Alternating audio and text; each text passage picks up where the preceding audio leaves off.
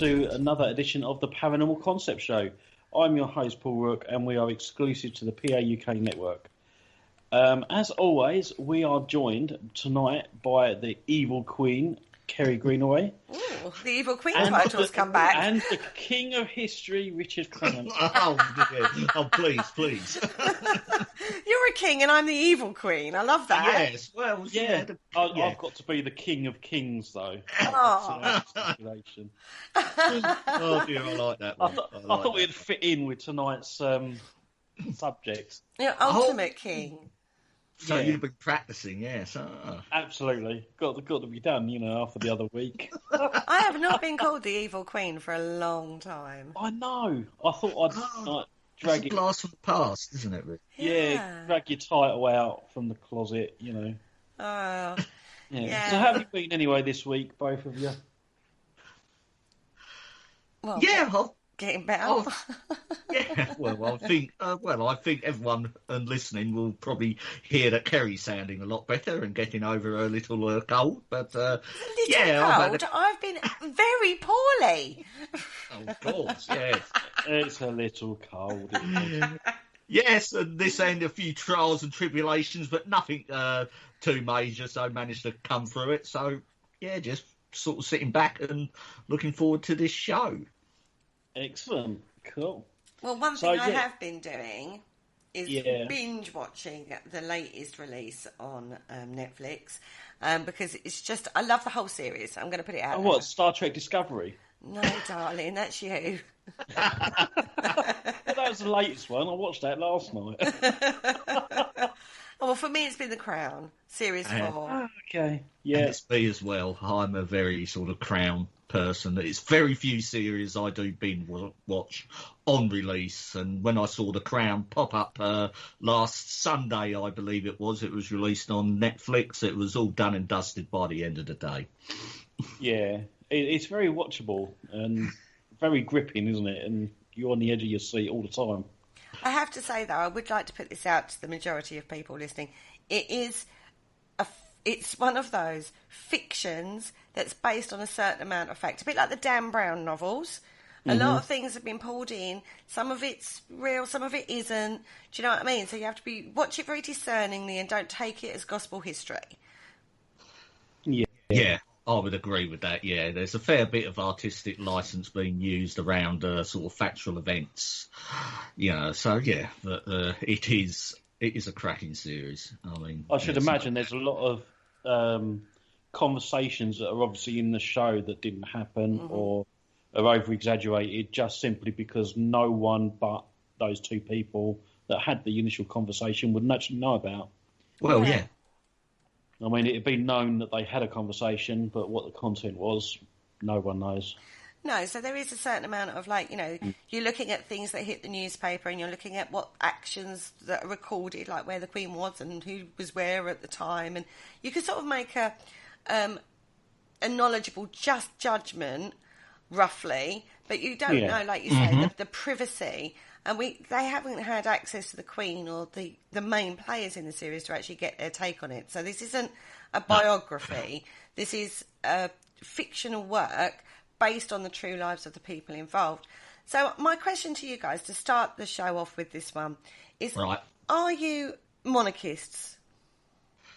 I am, yes. I am a bit of a royalist, yeah. I do like the royal family, always sort of have done, it's just sort of something, I've grown up with and, I mean, I know a lot of people don't, for various reasons, but I'm pretty much, I suppose you can call me a royalist, a monarchist. Paul? See, I'm a little bit on the fence with this one because I mean, growing up, my mum was into the royal family big time. We'd watch all the royal occasions, like the weddings and state funerals and stuff that had gone on. But I'd never, I wasn't like that. After watching The Crown, there are some aspects of their life, I think, well, actually, they've gone up in my estimations. I've got a lot more respect for the Queen for what she's gone through and how she's had her hands tied and, things like that over certain subjects. but I still wouldn't say that I'm a full-on royal fanatic. No. And what about you, Kerry? No, I have to say I'm full-blown monarchist. I love the royal family. Good girl. I do love the royal family. I think they bring a lot to the UK. We have something that's very original and unique to the UK. Tourism. Well, yeah, they bring a lot in regards to that, the history, and yeah, good old Queenie. We always turn to good old Queenie, though. You know, when there's something big that's gone on, the public want to hear from her. You know, we like to follow their lives. We like to see what William and Harry are doing, and maybe not Harry at the moment, but William. Harry's gone a bit off the rails at the moment, but he'll come back. Yeah. Don't worry, everybody, he'll be back. So, and I like to see. Obviously, I've grown up through a lot of decades of the royal family, so a lot of this is very reminiscent to me. Of the history of the royal family. I remember certain things, and seeing it done in the way it's being done. I think some people have said in the media it's been very disrespectful. I think it's incredibly respectful. I think it's showing a really human perspective to the royal family that we've not really thought about before, particularly. We've only seen the facade of the monarchy, and I do like this series because it is bringing the human factor in. So for all the... Well, that's it. I mean, that's what it's doing. It's just giving us a window into their lives. Yeah. And, from watching it, I understand what she went through when she was a lot younger. And I understand that she has to split herself into two people. Because, okay, she's the royal, she is the queen, but she's got the family and she's a family woman. Mm. But at the same time, she is the monarch. Mm-hmm. Yeah. So it's seeing how those two. I don't think she's quite got the balance right in her own life, and that's quite evident through the series for me. Because it's almost like the monarch has taken over her life, and she is, isn't it? It's but then she hasn't really got time. It's almost like she hasn't got time for the rest of the family. Mm. Yeah, and there's that very big divide between them, So I don't think she's quite got that balance right that other monarchs could have done. But at the same time, you've got to respect what she has gone through. Yeah, I totally agree with that. Well, when she was born, she wasn't expected to even be queen. No. It wasn't until her uncle abdicated the throne, and her father took over, and that's when things really did start to sort of come apace, and when it was realised that what her future role was going to be, and plus she came to the throne when she was 25 years old. Yeah. So she didn't have sort of that much sort of before her, really, sort of before she actually came to the throne. She was a very young woman when she did. Yeah, and that shows within the first couple of series with Claire Hoy in them as the Queen. She was very almost like family orientated, and she was quite a kind person. And then when Olivia Colman took over, it was almost like there was a big chunk of her life we've missed, because she went from one type of personality straight into the hard-faced, monarch that she is now. And it was like, what happened to make her change like that? Or is it just a case of the acting? I mean, I don't know. No, I think it's very odd. I mean, I said that today because we was watching, I think episode 8 of series 4 today. But I have actually learned something about the royal family that I didn't know, and that was about the Queen's cousins. Yes, yeah. Yes. Yeah. Spoiler alert, everybody. There might be spoilers in this. Yes, definitely. But it was the Queen's cousins were actually in a mental home. Mm-hmm. And it wasn't just two, was it? It was like almost like the whole family. There was a whole branch, wasn't there? Cousins and stuff that were in there as well. Yeah, cousins and 5 others. They just said it from her mother's side, wasn't it? The Bowes Lions. Yeah. So. But they were hidden away, and I can understand at that point in history where that was sort of like shunned and pushed to the side to save embarrassment. But now we've come into more modern times, we're more accepting of mental illnesses and stuff like that. It's like, why are they still trying to hush it up a bit? Maybe that's why they did it on The Crown. I don't know. I think it's only because it was relevant at that time. You have to keep it very much in time context. Yes. Nowadays, it's like Paul says, completely more acceptable. Do you know what I mean? Where you don't. We've come in leaps and bounds in regards to understanding of certain conditions. Whereas back then they weren't. They were put away and hidden away and stuff like that. So, it's one of those, isn't it? But it was about vulnerability and weakness of the royal line. So that's why they were put away as much as anything else, because the integrity of the royal line had to be maintained. Because you can't have weakness in the royal family, which actually goes back further than modern royals. That goes back to, the long history. I mean, bearing in mind, this is one thing England has in leaps and bounds. We have a recordable royal history going through, and that's actually what brings us quite nicely, is segue through, because,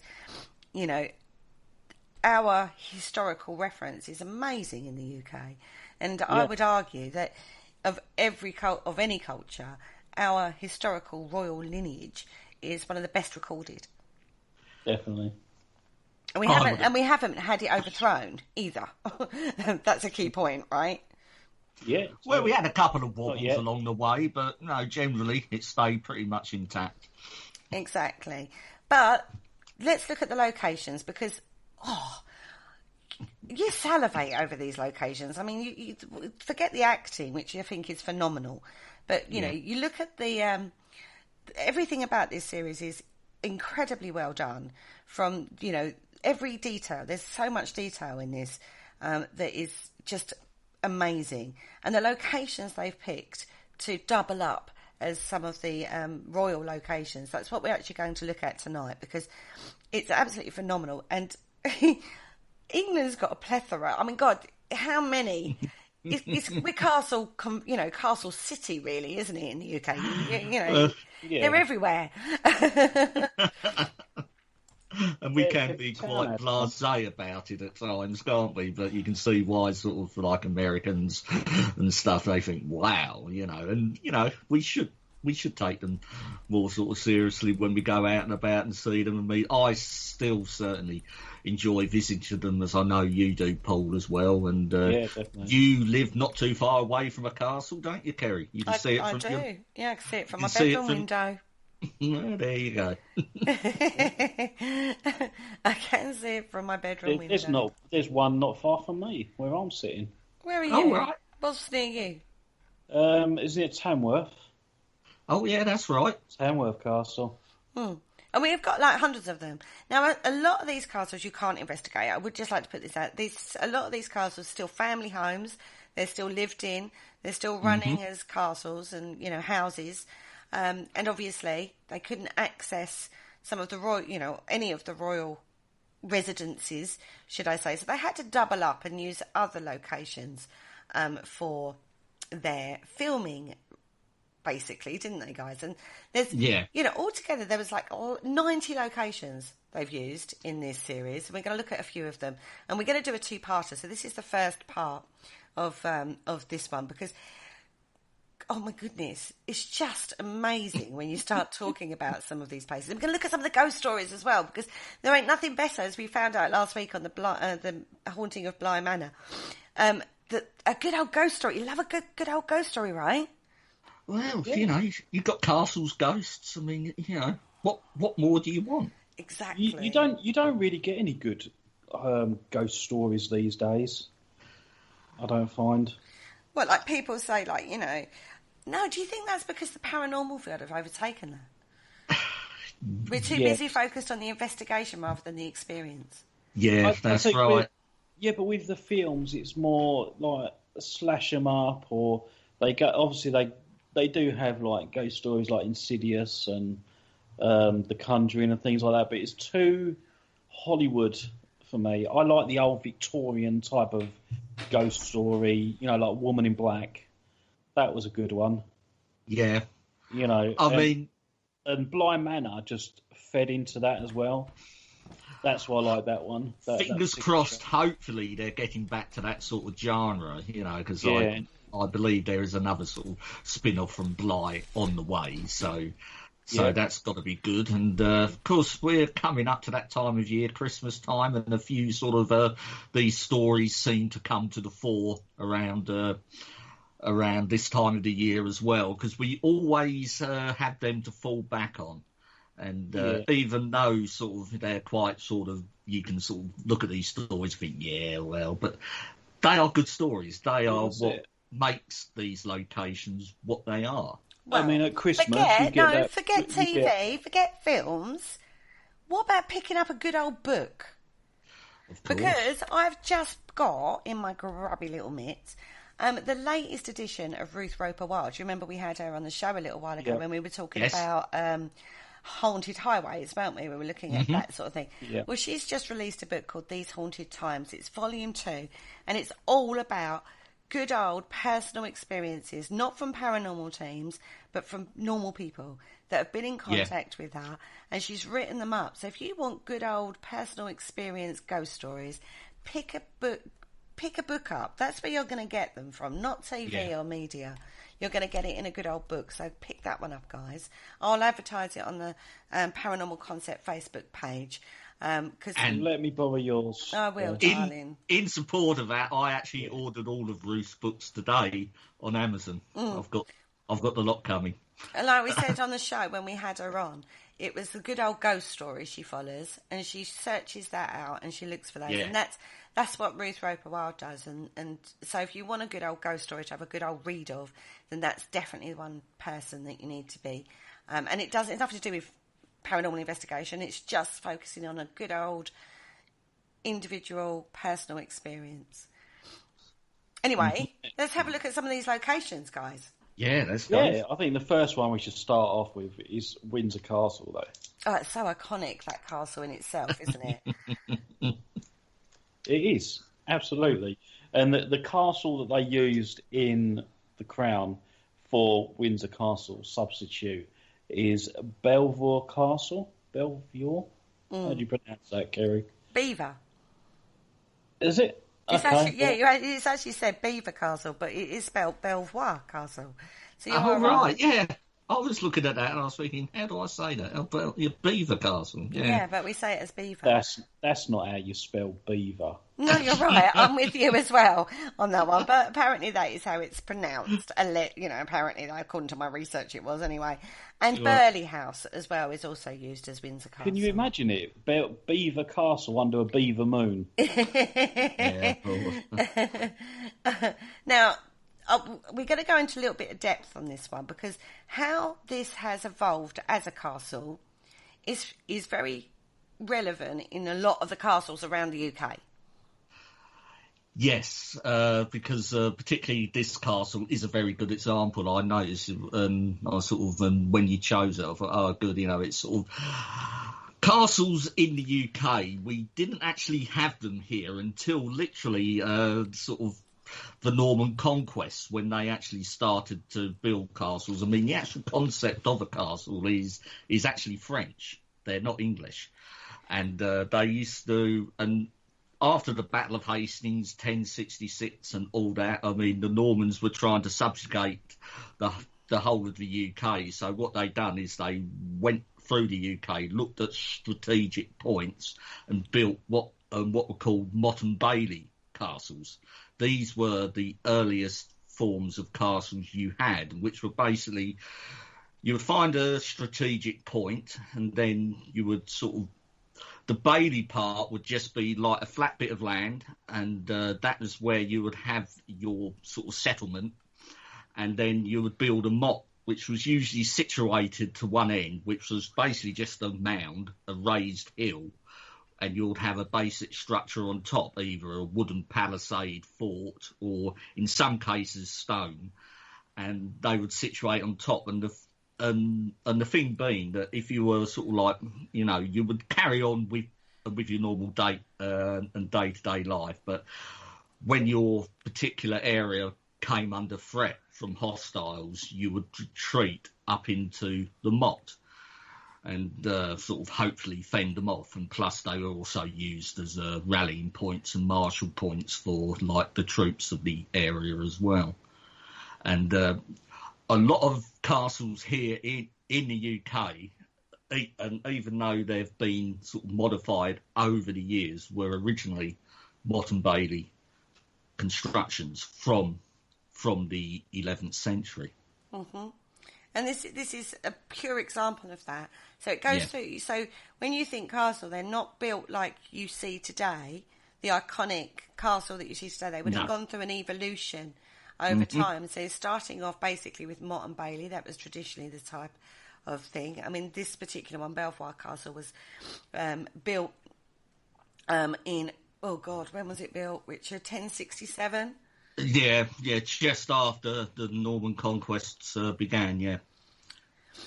That's right. And then it goes through stages. So it'll go through, like, then that becomes sort of like in a ruin. It becomes out of favour and it doesn't get used. And then it gets rebuilt by the next Sir or Baron or Lord or whoever takes it over. After the Motte and Bailey, it then went into a medieval style castle. That got destroyed in the Civil War. 1649. Yep. And it got rebuilt again after that in 1668. So again, it went through a period of time where it was a pretty ruinous. Then it went to 1668. And then basically it went into a house. Didn't look anything like a castle. It just looked like a house. Yeah. I mean, we're not talking like a little house, though. I'm not, we're not talking about like a 2 up, 2 down. We're talking like a palatial castle, palatial house. But,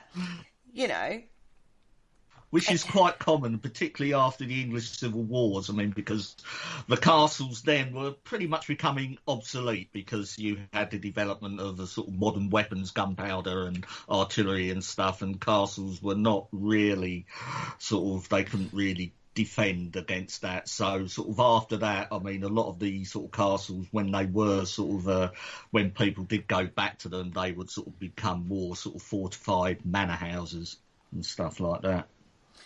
Exactly. And then it went through its final evolution, I suppose you'd call it, in around 1801. And James Wyatt, the funny thing is that James Wyatt, who actually designed the castle, Belvoir Castle, was actually famous for his improvements actually at Windsor Castle. So this is why they've used it, because there's lots of similarities in there. Right, yeah, I can understand that, yeah. And it is now home to the Duke and Duchess of Rutland. Good old Duke and Duchess of Rutland. Now, you're not talking just the castle. You've got the grounds as well, and the grounds of these castles are absolutely astonishing in their own right. Well, you do like a garden, don't you? I do. I'm a bit of a sucker for a garden. We can never get you away from Belvoir Castle. And have you been there this week? Usually go about once a week. I don't go there every week. I like to go there at least once a year. I do like Hever. But we're not talking about Hever. We're talking about Belvoir, or Belvoir Castle, as we've said. Now, just on a side note, the gardens at Belvoir Castle is actually designed by Capability Brown. So they're quite astonishing. They're quite amazing. Known for his sweeping lawns. And the famous one is in Pride and Prejudice. He designed that one. And the lake in front of the... Yeah, that is very Capability Brown. He has sort of, as you say, sweeping lawns and the majestic vistas. Yes. You can see from your porch. Anyway, there is an absolutely fascinating little ghost story, that is linked to Belvoir Castle. And Paul, do you want to take this one, or... Well, I'm still getting over the fact that it's actually called Belvoir Castle. And, you know what? I've actually seen in some of the research somewhere that it's French. I'll tell you, they're having a laugh, right? It's French for beautiful view. But it will have beautiful views. You can see from that castle, you can see miles on a clear day. Yeah, but it's still not Belvoir. Belvoir and beautiful view. That guy was whoever named that was just a complete pervert. It's French, Belvoir. It's French for beautiful, apparently. Who knew? Thought it was beau, but there you go. Shows how much I know of the French language. Oh dear. But yeah, apparently there's like loads of spirits. One is called Joan Flower, who had a beautiful view of Belvoir Castle. And she had Don't make me laugh, I'll start coughing. Yeah, exactly. And the reason they can't, they cannot rest they haven't rested for centuries, basically, because wasn't there a crime that they were accused of, witchcraft or something, wasn't it? Yeah, they're known as the witches of Belvoir, or Belvoir. Okay, I'm going to call it Belvoir. I'm sorry, I can't lower myself to call it Belvoir Castle. They're known as the witches of Belvoir, or Bottisford witches, and it's basically Joan Flower and her two daughters. They were accused of witchcraft. Now, the story goes that basically Joan wasn't very popular. She wasn't a very pretty lady. She was unkept. And she was quite vocal as well about her atheism. Yeah, that's right. I mean, she didn't do herself any favours, particularly at the time she was living at, was she? Not really. No. Not really. And she also talked about herself consorting with familiar spirits. I mean, this is witch in the making, right? She's just wanting just trouble. Right there, isn't it? Yeah. Now, her daughter Margaret was actually dismissed from the castle for stealing. And then not long after that Earl's whole family became sick and suffered from convulsions. That sounds like poisoning to me. Yeah. Yeah. And I don't suppose in those days it was that hard. Like that, to be fair. Now, most of the family recovered, but Henry, Lord Ross, died. And they became convinced, the Earl and the Countess became convinced that Joan Flower and her daughters were to blame. They were all arrested and taken to Lincoln Jail. Oh, gosh, all the dogs are going now. The story goes that Joan wouldn't confess, and basically, to prove her innocence, she said that the food that they were giving her would choke her if she was a witch. You know, if she was what they accused her of, she would actually choke to death on the food that they gave her. Unfortunately for her, she did. That's a bad coincidence, right? That's a bad coincidence. So I should imagine that didn't turn out too well for the daughters then. They were thinking, oh my God, Mum's just died. Mother's really gone and done it this time. She has. Now, the two daughters then confessed, basically, because I don't think they had much. Didn't have much choice. Much more they could do. No. And basically, they said that they'd entered into communion with familiars that had helped them with their schemes. Now, they bring in the poor old mother's cat called Rutterkin. I love that name, Rutterkin the cat. I love the names of these familiars. I've got a 17th century pamphlet written by Matthew Hopkins, of all people, and he lists familiars and their names. You know, it's like Sultan Shack and Vinegar Tom, and you can't beat a good and Pie Wacket as well. You can't beat a good familiar name. Anyway. If I had a cat, I'd call it Pie Wacket. A good old 17th century name for a cat. Yeah. Anyway, I've Rutterkin. got mine Beelzebubbles. Beelzebubbles, yeah, I like that one. Anyway, Rutterkin was the name of the familiar. Now, the sisters both admitted to seeing visions of the devil and that the spirits would visit them and suckle at their bodies. You know, all the typical witchy things you would expect. Yeah. And they had admitted that certainly tick all the boxes. Definitely. And they also admitted... Now, bearing in mind, I don't think this is as clear as they just admitted it. They probably did this under torture. Well, yeah, that they had stolen Lord Ross's glove, given it to their mum, and who had dipped it in boiling water and then stroked it along poor old Rutterkin's back and pricked it. Now, pricking is basically combining it with incantations. And this was to cause Lord Ross to become ill and die. Right, yeah, so that's sort of, well, they had a bit of personal property from, yeah, so it's like a sort of like a puppet, but not quite, isn't it? Yeah, it's basically an incantation, a spell, Yeah. was, and he has actually died, so, they've admitted to basically killing him. So anyway, they also said that they tried to do the same to Lady Catherine, the Earl's daughter. That had failed, because Catherine had actually recovered, and so had her younger brother Francis. But they had also succeeded in casting spells to prevent the Earl and Countess from having any more children. I mean, God, they'd had 3. How many more do they want? That's Quite a small family in them days, 3. Yeah, and one of them has died, so they're only left with 2. Now, the only record of the trial of Margaret and Philippa Flower is in 1619, and it's in a pamphlet called The Wonderful Discovery of Witchcrafts of Margaret and Philippa Flower, daughters of Joan Flower. You've got to love the titles of these pamphlets they gave out. Yeah. The Wonderful Discovery of Witches. You think, oh, it's wonderful. Now, any other record of this has actually been lost, so that's the only record we've got of this. But Margaret and Philippa were executed at Lincoln Castle on the 11th of March in 1619. So that was the end of that then. However, there is a conspiracy theory surrounding this. All right.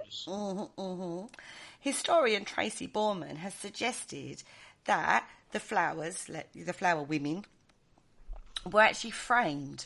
So somebody else had actually tried to wipe out the family, not the Flowers people. They were the ones that basically were the scapegoats for it.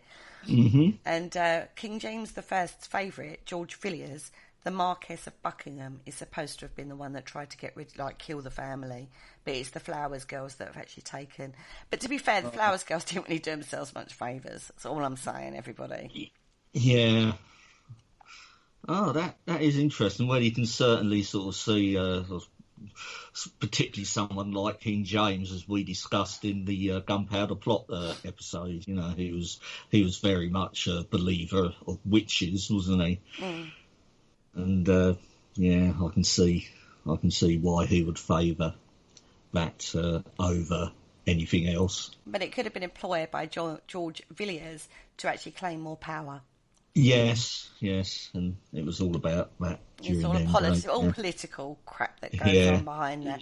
So an interesting location, beautiful interiors and gardens there, as well as a good old witch story.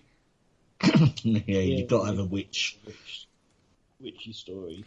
Good old witchy story. Now, the other house that's used as a stand-in for Windsor Castle is Burghley House.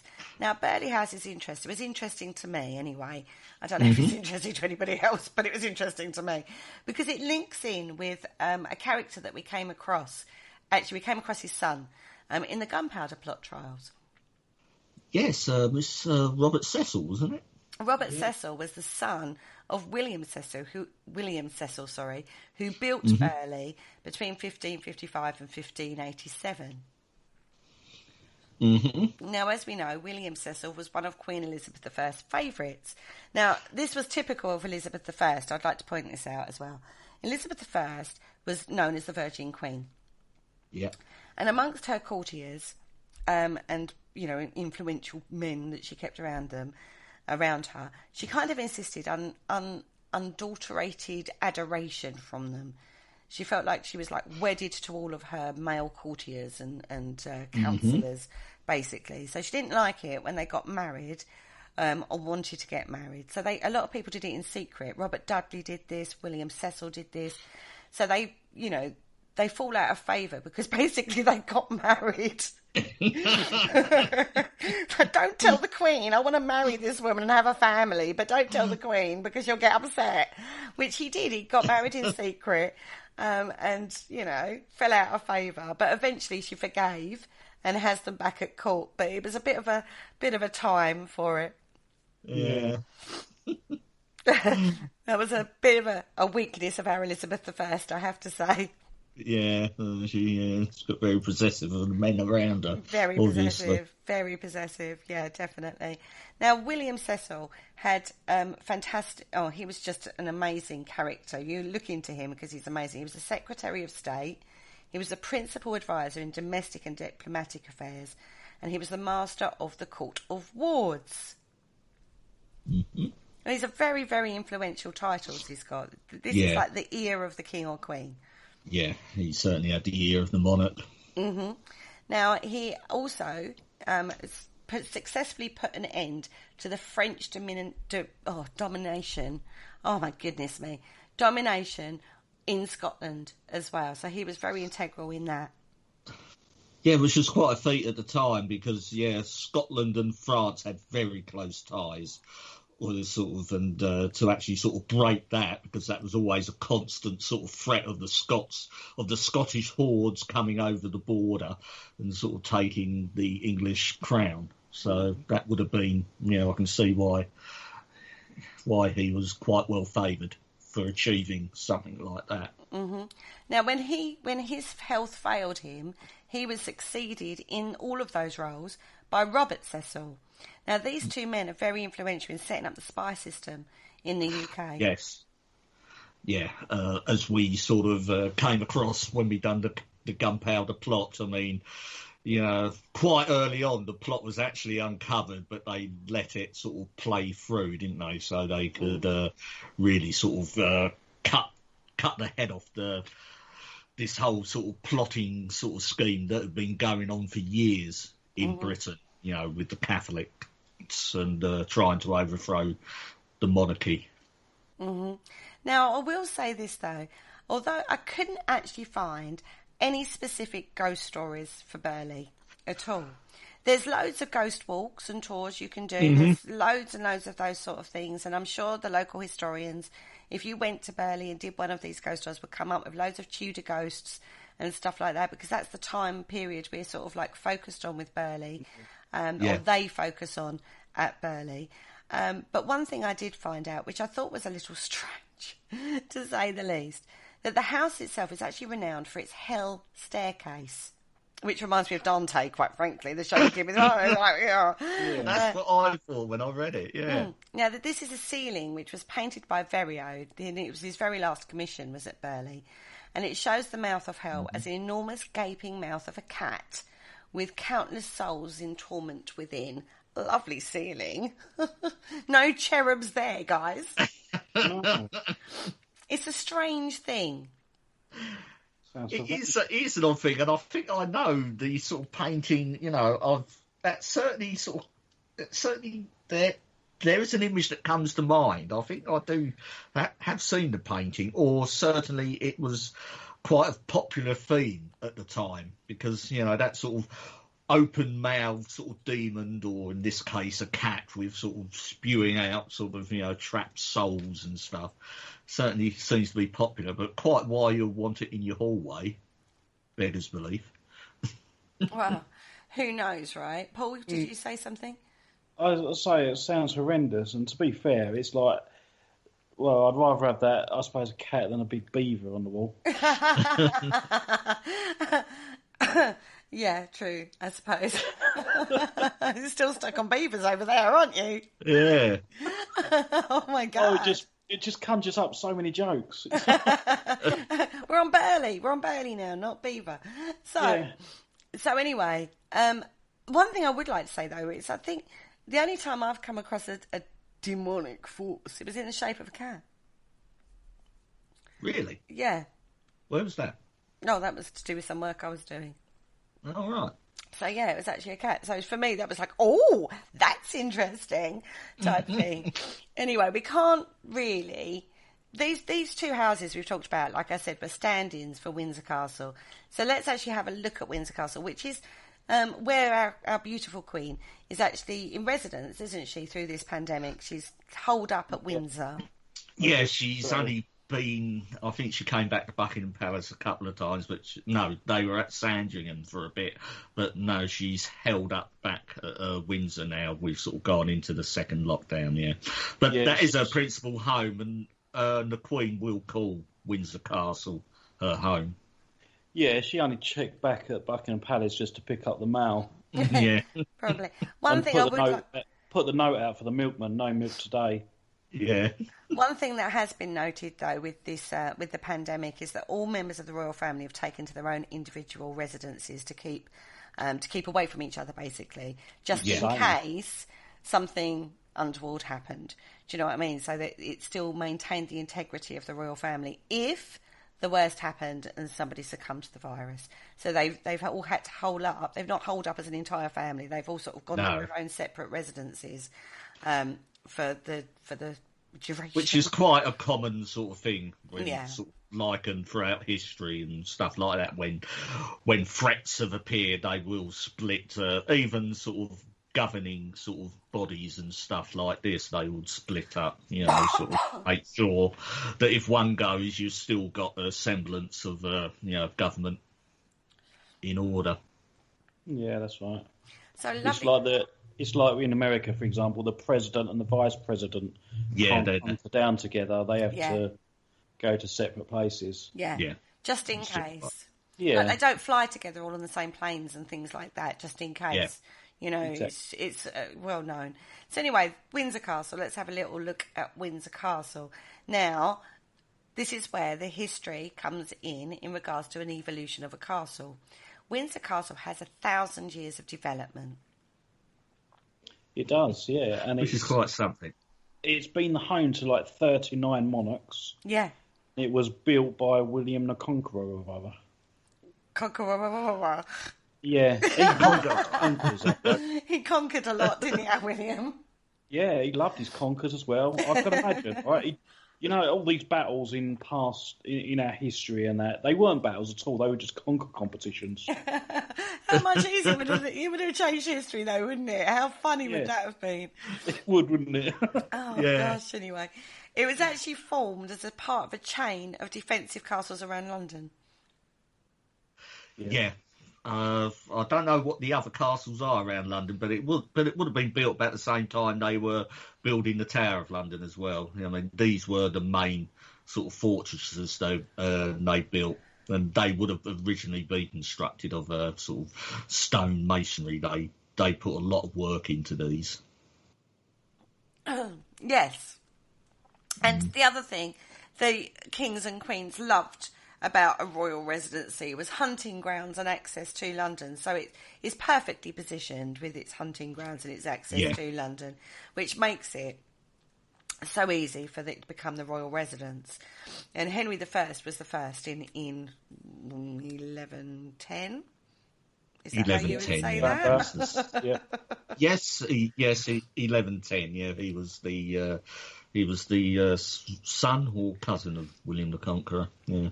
Right, so with 39 monarchs having lived there, it's going to have a plethora, I say, of ghosties, right? It's going to have loads of ghost stories attached to it. Yeah, absolutely. I would just like to say a big thank you to Richard Jones for providing these ghost stories for us tonight, because I grabbed these from Richard Jones, who's a fantastic historian. You'd know him from Most Haunted. Now, one of them is in 1897. A Lieutenant Carr Glynn of the Grenadier Guards was actually sitting in the outer room of the Queen's Library when a lady dressed in black walked past him and turned a corner. Scary stuff, right? It is. Well, yeah. We've got it. We've got a lady in black. Yeah, this is heating up to be a good one. Yeah, he probably had to change his trousers and everything. He was intrigued by the woman's resemblance to the portraits he had seen of Elizabeth I.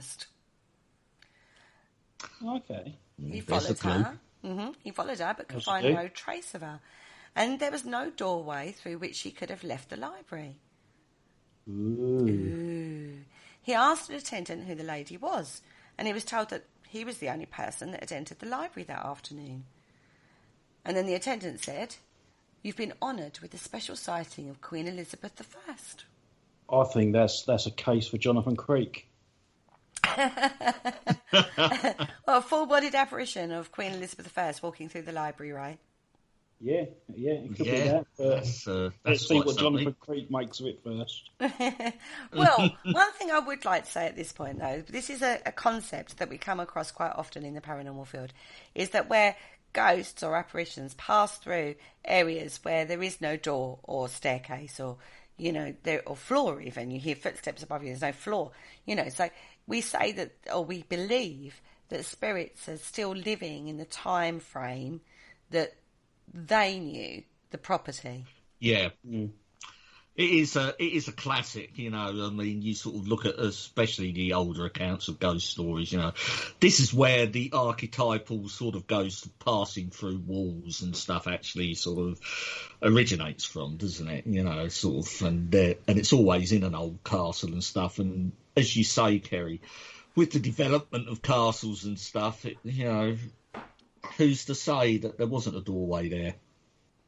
And in some cases, I know, sort of in other castles and places where they've had reports of apparitions sort of disappearing through walls or ascending sort of stairways that aren't there, and on research after these sort of cases, they've actually sort of found that there were originally doorways and stairways and hallways where that are no longer there. Mm. Yeah, so that isn't the only apparition that's been seen there either. You've got Henry VIII and Charles I has all been reported there. Mm-hmm. Yeah. There is actually a Christmas one, as a Christmas story as well. Yeah, that's Charles Stewart. Yeah, that's it, because he was taken there as a prisoner. That's right. Yeah, he was... I can't remember, to be fair. Basically, he was taken to Windsor Castle following the decision that he should be prosecuted for his life as a criminal person. So following his trial and beheading in London, his body was returned to Windsor to be buried in the same vault. So this is the love of it. They trial him for basically, being a criminal person, yet they actually buried him in the same way they would a king. So he was actually buried in the same vault as Henry VIII and Jane Seymour. Yeah, I mean, that period in history, he, as much as they tried him, they executed him, they still couldn't get away from the fact that he was king. So he would have, by right, would have had the protocol of a royal burial as well. Now, as the coffin was being carried towards St George's Chapel, apparently the sky clouded over and a sudden blizzard swept across the grounds. So the black cloth, the black pall over the coffin, by the time they got it in there, it was all white. Yeah. Right, now St George's Chapel, everybody, if you've seen any royal wedding recently, that's the chapel we're talking about. Meghan and Harry got married at George's Chapel. Charles and Camilla got married there. Who else got married there? I think one of Prince Andrew's daughters was recently married there. Yeah, she got married there. So that's the chapel for like the lesser royals. If you're like super royal, then you get Westminster Cathedral, don't you? Or St Paul's Cathedral. I think it's Westminster. You tend to do. But anyway, so this blizzard turned the black pool all white. And they all took this as a divine sign that it proclaimed the king's innocence. Oopsie. He was innocent after all. Now, George III, he obviously spent an awful lot of time at Windsor as well. Now, this one's really creepy. I love this one. Every day, he would take and return the afternoon salute of his guards. Right, so he would be at his window and then they'd pass by, they'd salute him, he'd salute them back. And then he did this every day in his life. Right, now when he died, his body was lying in state and the guards were passing underneath the king's window as normal. And the commanding officer saw the figure of a king standing in the customary place. Yeah. He gave the order, eyes right, and they all swung around, saw the figure, and watched as he returned their salute. This is quite something. That is a mass sighting, isn't it? If you think sort of like a troop of soldiers, and if they all said they saw him, I mean, that is very rare. Mm-hmm. Definitely. Because usually, the nature of apparitions and stuff is one person usually sort of sees them, two at most, if you're lucky. But to have a sort of like a mass, alleged sighting, Mm-hmm. I know, right? Quite impressive. Very impressive. And that's why he was lying in state. So even, last week we talked about that void, didn't we, between death and burial? Yeah. That belief system of that void time that you go through. Because it wasn't reported after that. It was only reported while he was lying in state. So it does lead to that suggestion that he was still doing his duty, saluting his guards, even maybe while he was in this void state. Yeah. It was a Kabbalist belief system, wasn't it? Yeah, because George III was holed up at Windsor Castle for quite a while, because he was the king that went mad. Is sort of like of the madness of King George fame. Oh, Blackadder the Third was that one, wasn't it? I thought that was. It was the Prince Regent was his son. Didn't that turn out to be a urine problem, a urine infection or something? His urine turned blue, which is a complaint that they since know what it is. But I'll have to. Yeah, I don't know, but we'll cover that one in the next episode. Yeah, we'll have to look into that for you. Don't forget the story, though. Yes, Paul. The next story, the one that was in April 1906, when a sentry was on duty at the top of the pathway beyond the main entrance to the castle, when a group of men appeared and they began walking towards him. Thinking that they were intruders, obviously the sentry challenged them and was like, friend or foe, I should imagine, sort of thing. But they ignored him, according to this soldier, and he even cocked his rifle and fired at the leading figure, which paused, but then carried on walking towards him. And the soldier then raised his bayonet and charged at the group, and then they vanished into thin air. There's also a story a bit similar to that at the Tower of London as well, with another soldier having the same sort of issue. Yeah, I remember that one. Yeah. Just looking at that story, it's interesting that if these are apparitions and if the story is, and we take it as read, that they actually, the spectral figures, or at least the leading one that's actually fired on, does seem to take note. No, he paused momentarily. So could that have been the fire, when he fired at it, it might cause a disruption in the energy field? So rather than that, I'm just thinking... Well, I'm musing now. But that it's either that or he just thought, you made my clothes dirty. You shot me. Yeah. Because if this was like a recording, say, like a lot of people think, you would think it would be a fluid thing. It would just carry on. Right. But to actually stop momentarily, makes you sort of wonder quite what's going on. And as you say, Kerry, could this discharge of the musket, which caused a slight sort of glitch, like made the record player jump a bit in the Matrix? But basically, because there was no one found, the sentry was confined to barracks for 3 days as a punishment. Yeah. They obviously thought he was telling porkies. Yeah. How dare you see a ghost? Whilst on duty and fire your gun. Yeah, what a waste of a bullet. Or a lead shot, or whatever they used at the time. Yeah. Right, now in 1927, the south facade from the Long Walk in Windsor Great Park, an 18-year-old guardsman, poor love, a young lad, was patrolling the area. He was overcome with melancholy and shot himself. Bless him. A lot of soldiers used to do that, didn't they? They used to shoot themselves in the feet. That was to get out of service, wasn't it? Yeah, that was get out of going over the top, or to get out of service. Yeah. Now, some weeks later, Sergeant Leake, who was given the same duty at night, he was pleased at the end of his shift to hear the footsteps of what he thought was his relief, right? But he ended up staring into the face of the young guy who had suicided. Oh. You mean the young guy that committed suicide? Yeah, that's what I meant. Yeah, not suicided. That's what I meant, Paul. Yeah.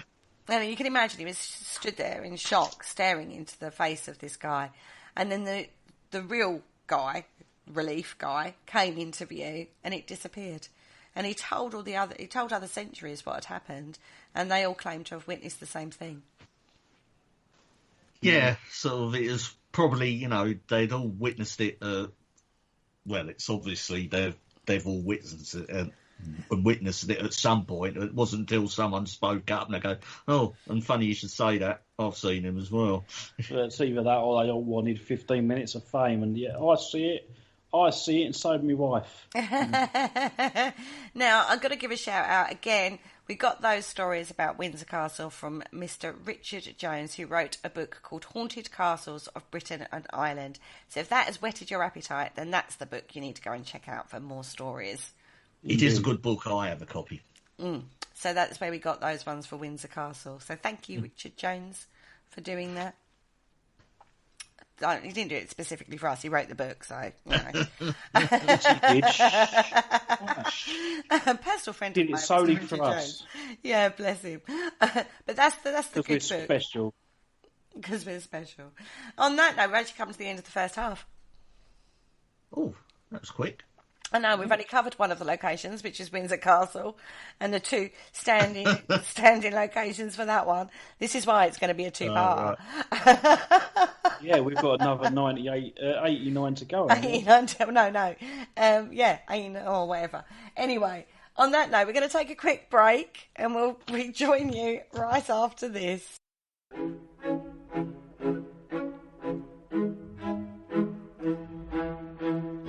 Hello, Harry Price here. If there's nothing me and my friends enjoy more here on the other side, it is to sit back and relax and listen to the Paranormal Concept Show, right here on the PAUK Radio Network. Broadcasting a plethora of interesting and informative content for all your paranormal needs. Find them across social media to keep up to date with forthcoming shows and all their other adventures. Hello. Is there anybody there? Welcome back to the Paranormal Concept Show, exclusive to the Paranormal Radio UK network. So we've been talking all about the series locations that have been seen in The Crown, the Netflix series The Crown, and we've covered basically Windsor Castle. That's about it, isn't it? Windsor Castle and the locations they used for that one. Now we're going to move on. We're going to go to Sandringham. What was used as Sandringham was a place called Somerleyton Hall. We are. Now, the reason they've been quiet is because there's a Norse name for Somerleyton Hall that they don't want to say. They're going to leave me to do this one. Oh, right, yes. Because this actually goes all the way back to Vikings, this place. And it was known as Somerleytuna. Right. Yeah, sounds about right. Does that sound about right? Yeah. It's said phonetically, of course. It's probably not said like that at all.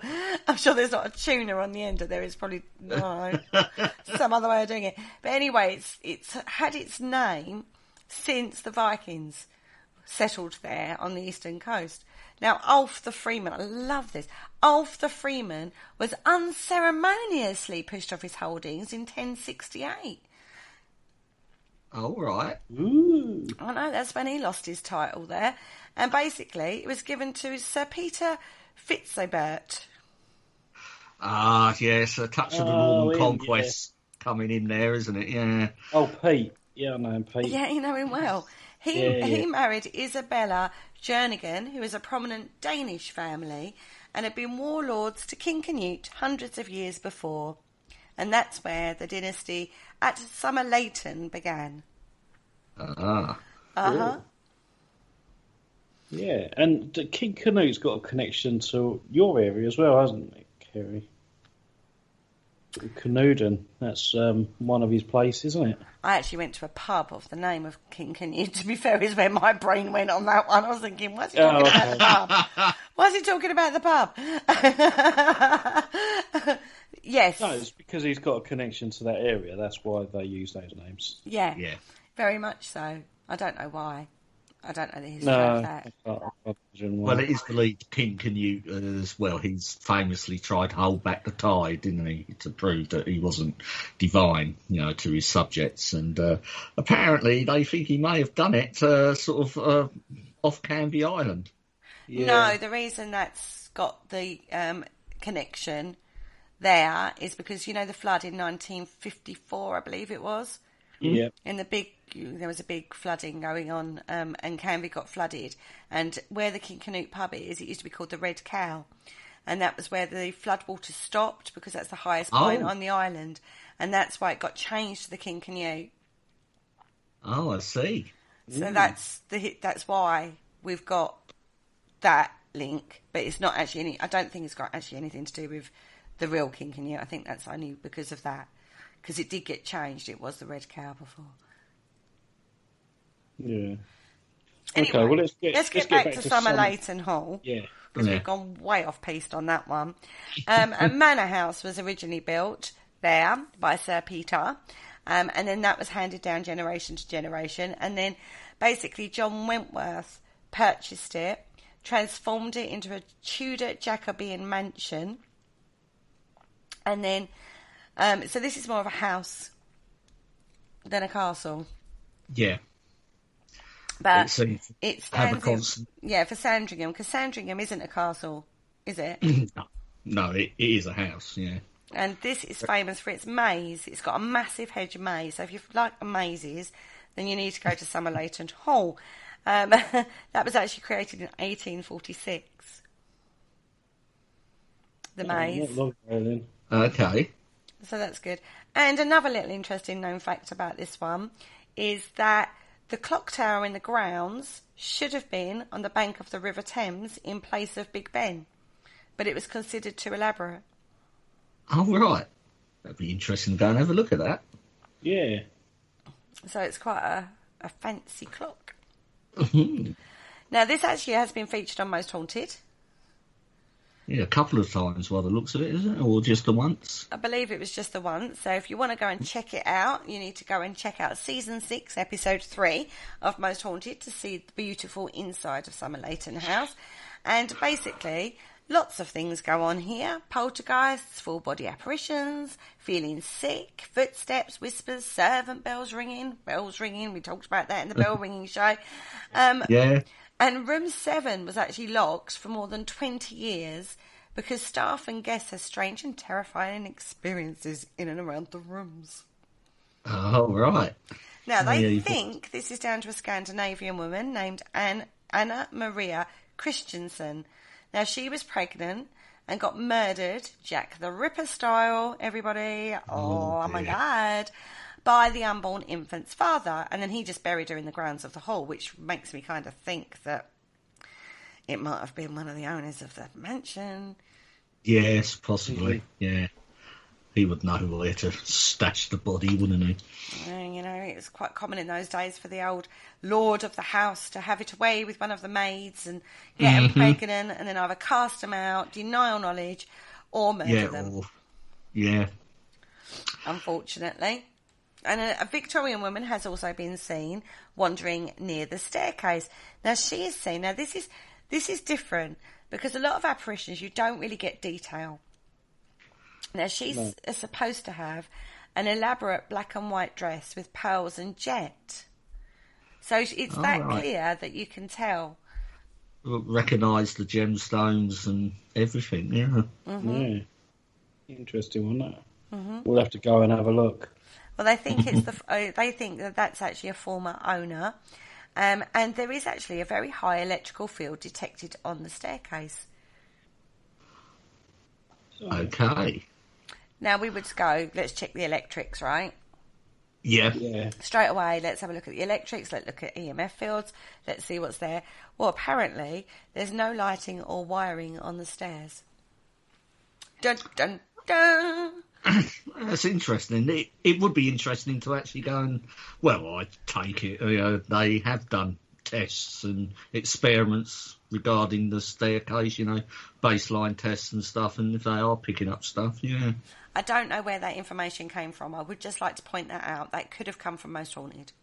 Mm-hmm. Yeah. Good to done, yeah.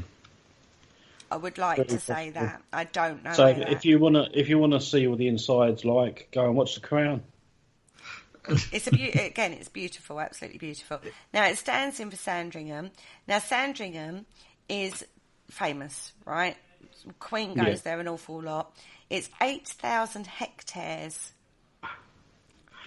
It is a big site. I've driven round it. I've never actually been onto the estate, which is accessible. I mean, the grounds you can actually go onto, and there's an actual village. Sandringham Village is on the estate, so so it is accessible, but it's just on obviously the house is not that accessible.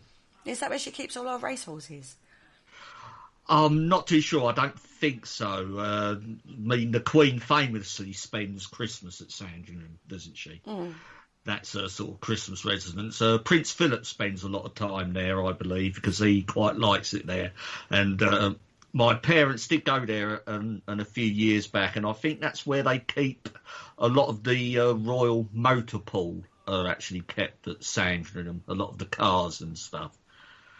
Because they said they went round and had a look at all like the Rolls Royces and all the royal sort of cars. So a lot of them are kept at Sandringham. Mm. Now it's actually recorded in the Domesday Book of 1086 as St Dersingham, which is the sandy part of Dersingham, and then basically got shortened to Sandringham. Sandringham, yeah, and yeah, that is quite. It is very sandy. Up sort of that part of the world, the soil, because you're not that far from the coast and it is quite low lying. It's very flat round there. Now there is evidence of people living on the site from as early as 1296, and they've found prehistoric flint tools in the area and the remains of a Roman villa quite close to Appleton Farm. Yeah, it's quite interesting, the flint tools, because all round that sort of area of Norfolk, Sandringham is not that far from a place called Grimes Caves, which is a Neolithic mining area for flint tools. Well, that could explain why they found flint tools there then. Yeah, so that would make a lot of sense. Definitely. Now, in the 16th century, it passed through two families, the Cobbs, who held the land from 1517, and the Hosts, who followed in 1686. The house which the Prince of Wales, later Edward VII, found was actually a plain Georgian structure with a white stucco exterior. Mm-hmm. Right? And that's the Host family built that. Now, Henry died before the house was completed, and his son sold it to a neighbour, John Motu, French, whose ancestor first arrived in England as a Huguenot refugee in 1685. He basically gave it to his friend, Charles Cowper, who was the stepson of Viscount Palmerston, who was the Prime Minister at the time. Mm-hmm. Now, in 1862, the estate was bought from Cowper for the country home for Albert Edward, Prince of Wales, Queen Victoria and Prince Albert's son. Yes, the wayward son, yes. His principal residence was to be Marlborough House in London, but they felt that he should also have a private house. Yeah, why not? Yeah, a nice place in the country. Yeah. Yeah, very much so. They looked for a lot of different properties, but they decided on Sandringham. Unfortunately, the death of the Prince Consort brought it to an abrupt halt, but she decided that that's what her husband wanted, so he should go ahead with the purchase of Sandringham. So he did, basically, and he made it habitable and moved in with his wife, Princess Alexandra of Denmark. Mm-hmm. It became a bit cramped, so they demolished that. Thought, yeah. We need more room, everybody. So they then built a new house, and that's basically what we've got today. Yeah, it's sort of like you look back on history. I mean, you wouldn't get away with doing stuff like that now, would you? Sort of having an old structure, think right, we'll demolish that and build a new one, and then you just simply would not get away with it. But well, It's, they did. Anyway, they did that. Now... Yeah, they did, yeah. They certainly did. But that's what we've got now for Sandringham House. I mean, God, these aren't little houses. These are like mansions, and they're very opulent in their decor. But it must be a nightmare. The upkeep of these places must be a nightmare. The restoration, it must be constant. The restoration and maintenance of these old homes.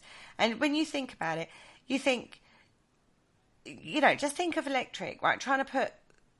It wouldn't have had electrics originally, so... And then to get electrics and modern plumbing in there, and, you're dealing with ancient old structures, and it's got to maintain the integrity of the building, but put more... Oh, my God, it must be an absolute nightmare. Well, families today, I mean, the lesser sort of old aristocratic families that still own sort of places like this, they have hell and all problems with them. That's they sort of have to, they're just a money pit, and only the very, very wealthy can actually afford to run them properly. And this is why you find a lot of these country homes and these castles opening them up to the public, because it's an essential part of revenue for them, because they have to maintain it, and the maintenance of these places is absolutely phenomenal. Yep. Yeah. So poor old Queenie's bill must be astonishing. Yeah, but she can afford it. I'm sure she can. Now, no particular ghosts have been identified at Sandringham House. Now, this is a theme. Anywhere that's still an official residence of the royal family has very little in regard to ghost stories. Yes, I think possibly whether they play them down, sort of, it's not something you go up and ask members of the royal family. I don't think that any have spoken out publicly of any sorts of paranormal activity they've encountered. I know there are sort of stories, even the Queen is alleged to have sort of been on record as saying she's seen sort of apparitions, but that's only sort of hearsay. Yeah. I mean, particularly at Windsor. But again, are these stories true or not? You don't know. I don't know. The only account I could find was apparently in the 1980s. Prince Charles allegedly reported feeling unexpectedly sudden blood. Oh, goodness me, I do apologise. Unexplained sudden blasts of cold air. There we go. Although, to be fair... Well, there you go. These are big buildings. They must be a nightmare to heat. Yeah, that's right. So... And particularly I think that's why they only use one or two rooms, don't they? They don't use the whole house. No, they have to shut a lot off, don't they? Now, other accounts... I mean, especially... Other accounts are supposed to have books flying off the shelves, clock hands moving all by themselves, Christmas cards flying around the room, blankets being pulled off beds, and lights going on and off by themselves. But how much of that could be explained by drafty old place, needs a bit of work? It needs a bit of work. The electrics are up to shoot in certain parts, Possibly, we don't know. But as I say, that's the only report I could find. But nothing particular. Whereas like other places we've seen, Queen Elizabeth I, blah, blah, blah. But this one, any of the official residences, very little in regard, apart from Windsor Castle and Tower of London. Yeah. But that's part of the selling point of them, isn't it? Because they do have sort of tourists, but these are actual private residents we're on to now. They're not. Even though I know Sandringham, they do open up to the public. It's sort of, I suppose they don't want sort of, Who's been to Buckingham Palace? Because that's open to the public. Oh. Yeah, it is. Yeah, my mum's been, but I've not. I'm still waiting for my knighthood to come through the post, and that's when I'll go. Probably. Yeah, I have to say it's one place where, because only opening at certain times of the year, I would like to go. Yeah. I would like to go and have a look at Buckingham Palace. Yeah, I think they let you in the front bit. My medal with St John. have you as my +1 then, yeah? Yeah. Can you take... I'll take photographs because your girlfriend might not be too happy about that. Okay. Go on, I don't know. She might be like, nah, I'm coming. You ain't taking Gary. I'll get a long list. I'll have a long list. I'll be like, no, I don't want +1. I want +3. Yeah, we like that. That'd get gossip talking, And wouldn't we it? can have a promptu investigation whilst we're there. Yeah, definitely. Yeah, that's it. Take me SP7, K2 meter. While we're There she here, goes. could we Crikey, just... Yeah. Oh, crikey, what's that? Oh, it's only SP7. Don't worry about it. It's fine. Yeah, if you let us go into one of their side rooms, we'll show you how it works.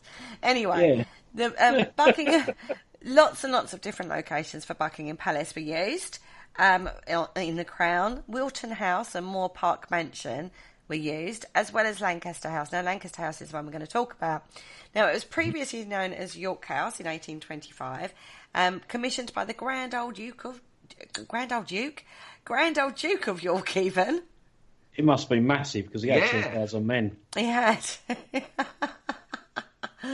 And his court case comes up next week, I think. Oh my goodness, Richard! Right, now carry on, my dear. Thank you. Throughout the 19th, I'm going to have you done as a traitor soon. Throughout the 19th century, Lancaster House was a meeting spot for social and political life, and it was after the Duke's death that the venue was given a new owner, the then Marquess of Stafford, who ended up being known as the first Duke of Sutherland. It was occupied between 1829 and 1913 by them. Now, it was the love of the Sutherlands for liberal politics and art that attracted many of the guests to the house. And they had very controversial and influential guests, should I say. Yeah. Anti-slavery author Harriet Beecher Stowe visited. So, you know, these quite forward-thinking people. Yeah. Now, it's mainly made up of Louis the something decor. 13th? No, 16th. 14th. X1V, everybody. Yeah, it's 14th. 14th. Thank you, Richard. Thank you, Paul. Louis the 14th decor. And it has amazingly beautiful art collections there, which is still there today. Yeah, so you can go and view the art collection. That's good. Uh-huh. Now, basically, where are we? It was 1913 that Lord Leverhulme, a Lancastrian, brought the lease for the nation, changed the name of Stafford House to Lancaster House.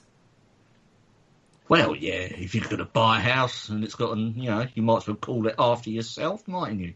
Yeah. Now, I would like to say Lancaster House is humongous. Well, it would have to be. Those 10,000 men. It does. It is humongous. And part of it is Clarence House. Right. Which is actually the official residence of Prince Charles these days. So, that's part? Yeah. That's actually part of it? Yeah. Oh, right. Oh, I see. Because I was like, no, how can a house be in a house? And it's because it's cordoned off, and Lancaster House is part of it and Clarence House is part of it, and they've separated it, but it was all one house at one point, but he's got Clarence. Oh, right. Yeah, I know, right? I didn't know that. I know. But they can film at Lancaster House because it's public. Yeah, because they obviously open it to the public and stuff, yeah. Yeah. Oh, interesting. Not Clarence House, obviously. Lancaster House. But go see the art collection because that is astonishingly good there, apparently. Now, at Clarence House, which is where Prince Charlie lives right now, there is a famous reporting of a manifestation, a misty shape though this time, scared a worker in the building and caused her to flee. And again, poltergeist type activity occurred there. Banging and crashing. Oh, yeah, good old bit of banging and crashing, yeah.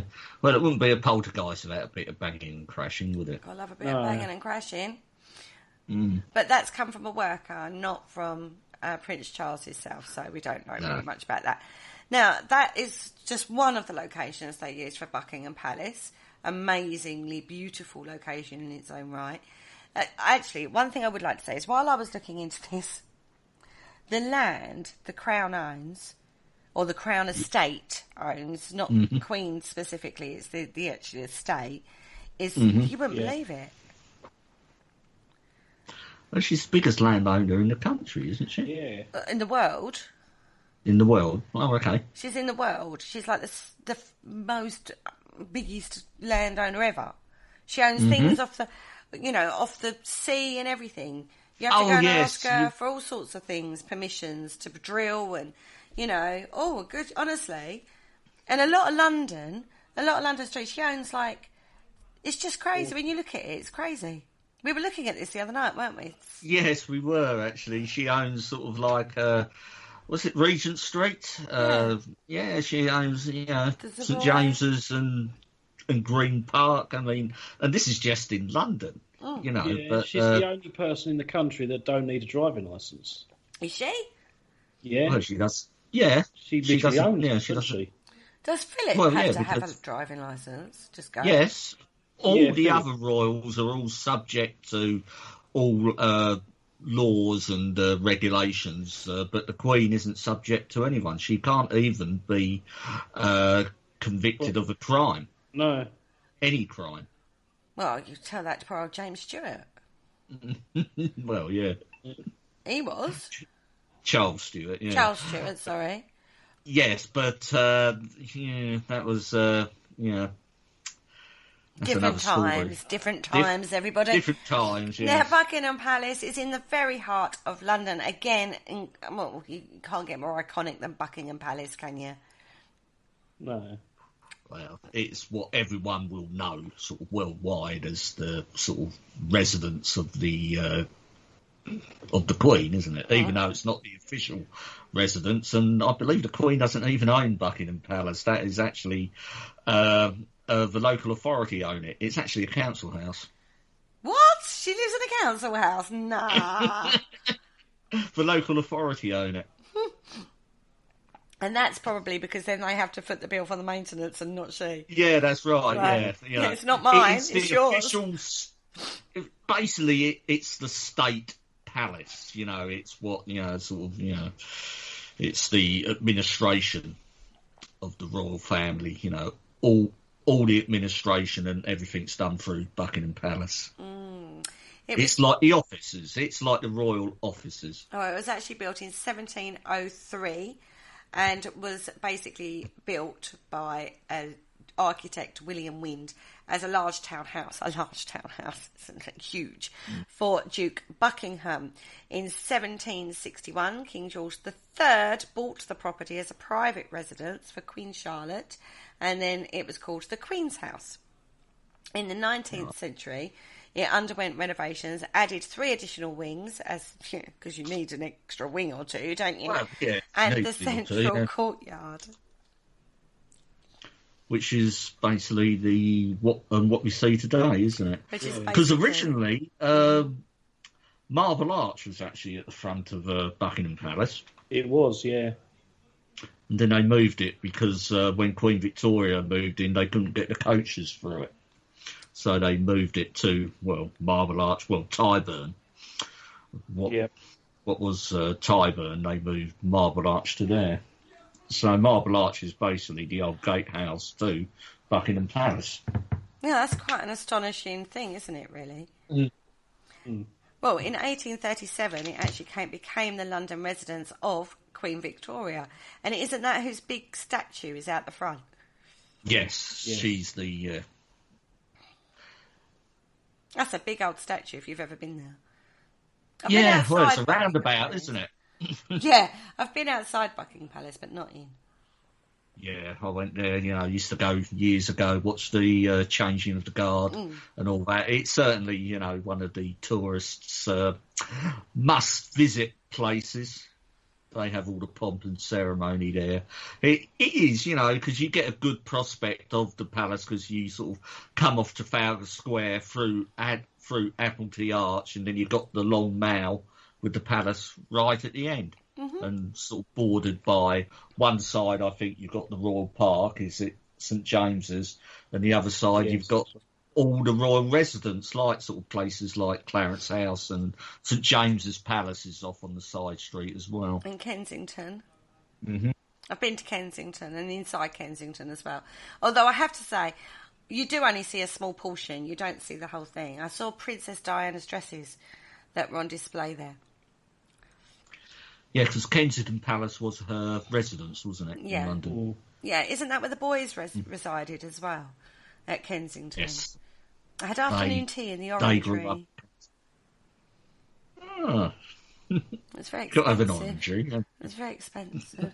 But as I say, it was, you only see a small portion of it. You're not seeing the private residences. It's absolutely amazing, though. And some of the stories they tell as well when you're walking around.